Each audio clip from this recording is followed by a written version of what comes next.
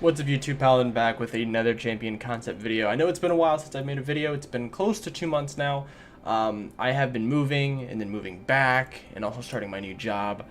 I haven't had a lot of time to actually sit down and create these videos, although I've been making the content for them. So I do want to apologize for that. I'm going to be back to making videos every single week and bringing you guys more and more champion concepts. So this week we are doing a champion who went through a lot of change in the time that I've been, brainstorming his idea, which is Bilavar, the Apexal Hunter. Now, this champion actually, lo and behold, was the last champion that I sent Riot in my job application back in 2016.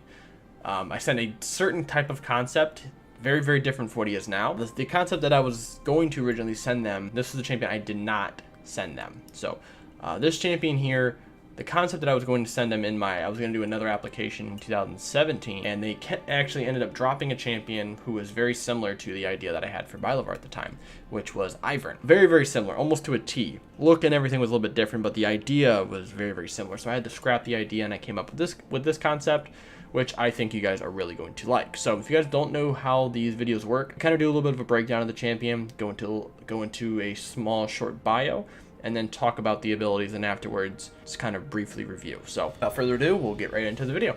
Alright, so with Bilavar, there's actually two components to this champion. There is Bilavar, who is the main champion that you're going to be controlling, and then there is Zai, who is a permanent pet / companion who follows Bilavar around the entire battlefield. Yes, I said companion.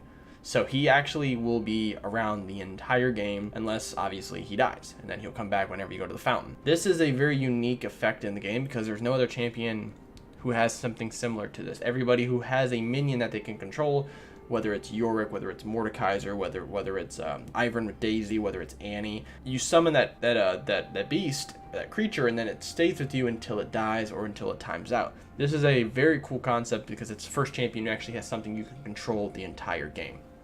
So just some points of interest for Bilavar.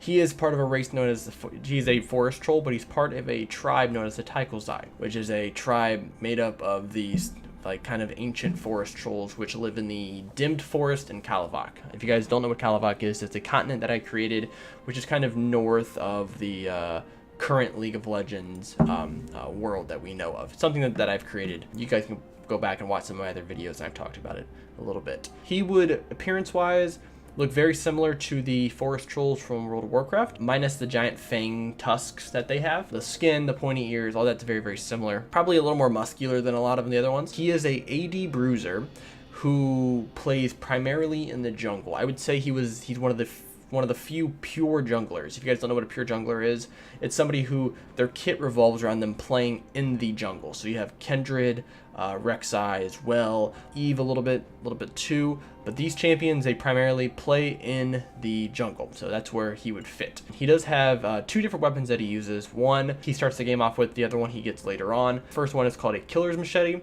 It is just kind of a medium length, I would say probably but maybe 3 to 4 feet in length. This is normally used for tracking and going hunting through the woods.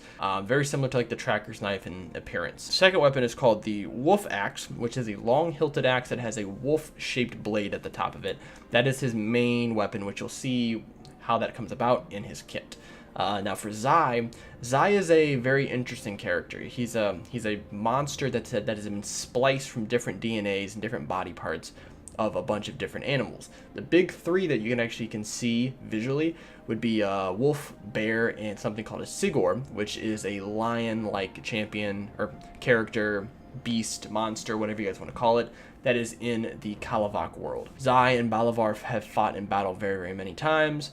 The actual story about how they met, you guys will see in a different video, which I will break down the entire lore of Bilavar and Zai. But Zai was rescued from a testing facility that he was basically where he was created, and then he kind of owes Bilavar his life now, which is why they fight together. So we will go into the bio here. It's very, very short. If you guys have watched some of my other videos, it's been there. The Yon video was 2 or 3 pages long, so I kind of summed it down a little bit so that I can release it in a different video. Bilavar, the Apexal Hunter. As the last hunter of the Tychelzai tribe, Bilavar journeyed across the Lost Woods, which shaded the northeast section of Kalavak, looking for who or what destroyed his people.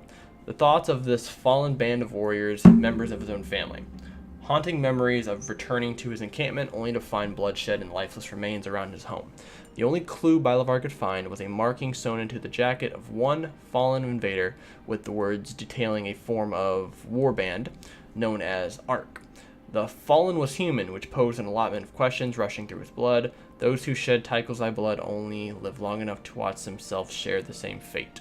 So I don't want to go too much into his lore, but he was going out hunting in the forest one day and came back to his village being completely destroyed. Everybody was dead. No one around to kind of figure out what happened, but he did find one foreign invader who looked like he was killed in battle. For one, he was human, which causes a bunch of other problems with Bilavar because of something that went on in his past. But he found out the words on it said Ark, which, without spoiling too much, Ark is a science group that lives and accompanies different parts of Kalavox, so they're probably doing some studying of some sorts.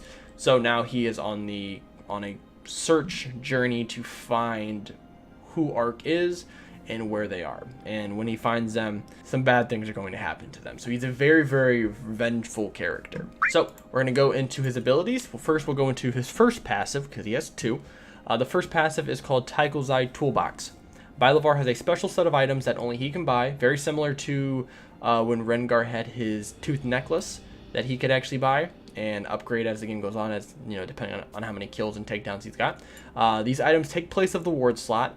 Extra items will occur over the HUD hovering, and he's able to click on those to switch between items, very similar to how Kindred picks her passive. So there's 3 different items: the Coltfish Stink Bomb, the High Impact Jungle Sling, and a Mysterious Pointy Sound Braider. All of them have different values when it comes to gold as well. So we'll go with the Stink Bomb first. Placed down as a trap, setting for 1.2 seconds. Once armed, unleashes a cloud of gross bagged fish remains, expanding the vision of Zai's tracking, which is an ability a little bit later that we'll talk about. The second item is High Impact Jungle Sling, which is 125 gold. You place this down as a trap. Has to be placed in entryways into the jungle. So if you think when you're in the river, the jungle path going into blue buffs or the tri-brush, different areas like that, kind of the back brush that's next to the red buff on both sides. So anything that's between, I think, 50 to 75 range will actually get, not 50 to 75 range, let's say about 75 to 100 range, you can place it in those areas. What happens is once you place that there and it sets, any enemy champions that walk through that area will activate the tree sling. It will stun the enemy as well as doing physical damage. If it hits multiple targets, it will deal 75% of the total damage to all targets and slow instead of stunning. And also the slow is cut in half. The stun would probably last about 2 to 3 seconds, so the slow would probably last about 1.5. The last item is Mysterious Pointy Sound Braider, 50 gold for this. This places down as a ward, but it is invisible, so it's very similar to a normal ward. This does not give off actual vision, instead gives off sonar vision, very similar to Rek'Sai's passive. So I found this very similar to an item. There was a game that I used to play a long time ago. It's actually crazy to say that, a long time ago. A game called Evolve, where one of the characters was like a tracker. He could put down these sonar wards, and you can track if the monster comes in that area. It doesn't give you actual vision of it, but it does give you kind of a general idea of where they are. That's kind of what I wanted to do with this. This item is very you can put this down in rivers and brushes, and it will help kind of signify. The main reason is if you don't have a ward in that brush, or if you're trying to track a invisible enemy, whether it's Twitch, Evelyn, Shaco. This is going to be very good for those situations. You guys let me know which item you guys think is the best. I really like the Jungle Sling. I think that's a very good item to stop from being counter-ganked in certain situations, but you guys let me know. Alright, so we'll go into the second passive here, which is known as Strand of the Spliced. This passive is for Zai. Zai scales along with his master Bilavar, as well as having his own health and action bar. Depleting Zai's health bar will prep him to flee to recover his wounds. He will not spawn again until Bilavar returns to the fountain. I have a spelling error in that, unfortunately. Zai also gains effects when Bilavar defeats certain jungle monsters, so he has a red buff, a blue buff, and a Baron buff implication. So for red buff, he gains a added slow to his Q effect. The blue buff, he gains movement speed on his E, And bonus for the Baron buff is gaining resistances in both armor and magic resist, so it just makes him very, very tanky. This is very cool to have a character that you can actually follow around the entire game. This makes his jungle clearing very, very interesting if you think about it. So you actually have somebody who can tank for you early, meaning you can start different buffs, meaning you may not even need a leash, making him one of 3 champions in the game who can start the game without having a leash right now, which is Shaco and Ivern and now Bilavar. All of these different effects are very minimum. They're not going to completely change the course of a game. If you end up getting a blue buff, his E movement speed is not going to break the game, but it just gives you some bonus effects. That way you can actually choose when to use certain abilities. Now for the fun part, we're going to go into his actual kit. So his first ability is called a Ruthless Swing. It has a cooldown, starts at 7 and goes down to 4. And a range of 200 to 250 to 200. So how this works is on the left and right side, the range is 200 radius. In front of him, wherever he's pointing this ability, it has a 250 range. Think of Hecarim Q mixed with a Rengar Q a little bit. Bilavar swings his weapon in front of him, dealing damage to all targets.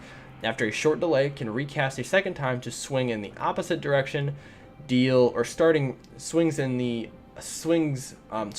the opposite direction, deals reduced physical damage to targets deals reduced damage to champions hit the second time, and Zai will attack the first target hit by the second swing. So there's a lot of information there, and that also deals bonus physical damage. So what this does, the first cast, he always swings from his left to his right. That will damage ability. That will damage any target's hit. He then kind of has a Camille effect where then it will charge again, then he can reactivate his Q ability, thus swinging from the right to the left. This will deal reduced physical damage to champions hit by the second time. However, the first champion hit by the second swing, will be dealt bonus damage by Zai. So you're doing 100% damage the first time, and then 150% damage to the first target hit, and then like 75 to everybody else. So you can actually choreograph this, so if you're only fighting one champion, you're actually going to end up dealing more damage to them. Thus, if you're fighting if you're fighting 2 or 3 champions, and also has a very, very low cooldown. This is his main way of fighting, his main way of clearing. All right, we'll go into the second ability here, which is known as Jaws of the Beast. This has a cooldown that starts at 12 and goes down to 8 at max level, with a range of 545. The ability states Bilavar 6 Zai on target, which is a skill shot very similar to Hecarim's ult, if you guys want an example. Zai leaps into the air, landing on target area, dealing magic damage.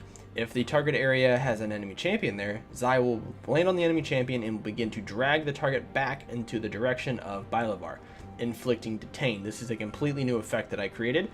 Detained is a kind of like a root, but they cannot move or use summoner spells, and they can use abilities that do not involve movement. So let's say you land on a champion like Caitlyn. Caitlyn can use her Q, Caitlyn can use her W, Caitlyn can use her R, but Caitlyn cannot use her E because it moves her. Same thing with somebody like, we'll say, Riven. Riven cannot use her Q, Riven cannot use her E, but Riven can use her W. Zai can be CC'd, causing Detain to be removed. However, doing anything to Bilavar, whether it's CCing him or fighting him, damaging him, will not stop Detain. You actually have to attack Zai. You actually have to CC him, I should say. Reactivate the ability on a Detain target when they are in range of Bilavar to violently slam down your weapon, removing Detained and dealing bonus physical damage. So if Zai pulls a target close enough to you, this ability then will change, and you can reactivate it to add a empowered auto attack to that enemy. Once you hit them, it'll do bonus physical damage, and then Detained will be released. Very, very unique ability. There's no other ability in the game like this. Just a different form of CC than having just, hooks. There's a Thresh hook, there's Nautilus hook, there's Pike, hook now. So there's all these different types of hooks in the game. I think this is kind of more grimacing, actually, just to see like your ally being ripped away from you guys and pulled back to the enemy. It's kind of cool. Alright, his next ability is Hunter's Senses. So this ability has a cooldown that starts at 15 and goes down to 9 with a range of 545. This ability has a passive and an active. So the passive, Bilavar gains Spell Vamp from attacking jungle monsters or using abilities on jungle monsters. The active will send Zai to recon a certain location. When Zai is scouting, Bilavar shares a percentage of his resistances with Zai. When Zai returns, Bilavar gains a temporary physical shield which the shield is determined by percentage of distance traveled as well as remaining HP. This ability has 3 different scouting zones. So there's a green area, a yellow area, and a red area. The green zone, no enemies were in sight. This will reduce the cooldown of the ability, and Zai will return to Bilavar. A yellow area, a yellow zone, is a area where no enemies were sighted, but they do sense enemies very, very close by, which then you will gain track marks in direction of the closest enemy. Think of blood scent with Warwick, but not as primitive and not as accurate. So with blood scent, you actually will know exactly where that champion is. With these track marks, they will actually show the direction of where they are. So there'll be these blue little footprints on the ground that will lead kind of in that general area of where they would be at. Then there is a red zone, which is when they spot an enemy. Bilavar then gains bonus movement speed towards Zai, and also true sight on the opponents. That way they can't run away from you. This is good for scouting very, very early in the game. Once you hit level 3, you can actually throw this ability out and kind of scout around, maybe in river, maybe closer to red buff, and kind of see where the enemy jungler is. That way you can keep tabs on them. Very, very good, and that way you don't have to use your wards. Now the last ability here is Apex Predator. This is Bilavar's ultimate. This has a cooldown that starts at 240 and goes down to 160. This also has a passive and an active. So the passive, Bilavar switches out his machete for his iconic wolf axe, chaining his basic attacks as well as some of his abilities. The first thing, his basic attacks now deal percentage bonus HP damage, so very similar to how Tom Kench's old ultimate used to give him passive percentage HP damage. His auto attacks now have increased range. The range has been increased by about 75.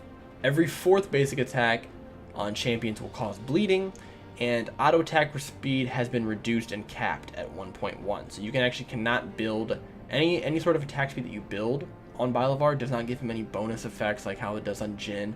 You actually cannot build any more attack speed after 1.1 once you hit level 6. The active, Bilavar and Zai call upon each other in combat, heightening their fighting potential.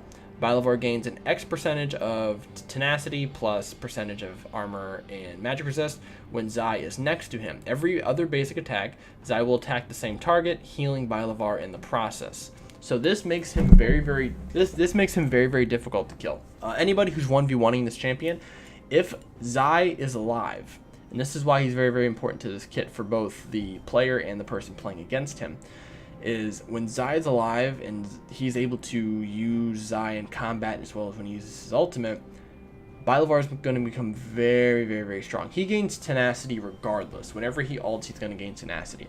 But that bonus armor and magic resist comes from when Zai is next to him in combat. So if you're able to pick him off, whether it's CCing Zai away, whether it's killing him off before he's able to ult, this will make Bilavar a lot weaker. This is kind of the same scenario with Alawi. If you get rid of all of her tentacles early, she can't really poke you and pressure you out of lane unless she's able to ult and get an extra tentacle that way. Also, Zai will heal Bilavar in combat for every other auto attack, but I don't think it's too broken considering I am capping his attack speed. So you actually can't build things like Triforce and Rage Blade at the same time and then try to whittle somebody down, and then every other auto attack you're getting this sort of healing ability. It's not going to happen. I think Bilavar in a nutshell is a very good representation of a 80 bruiser in the jungle. We don't have a ton of them. Trundle's kind of like the big one, where Trundle's able to duel a lot of people because of his ultimate, but he is very kiteable. He doesn't have really any CC. He's just kind of like, stand in front of me, we're gonna fight, and I'm gonna destroy you. With Bilavar, he has the ability to scout around a little bit. His items makes his kit very, very unique, and having Zai with him also makes his pathing and clearing very, very interesting because you can do things that not a lot of other junglers can do. So this wraps up the video here. Let me know what you guys think. What do you guys think about his abilities? What do you guys think, good and bad? I love to hear all of it, and I'll see you guys in the next video.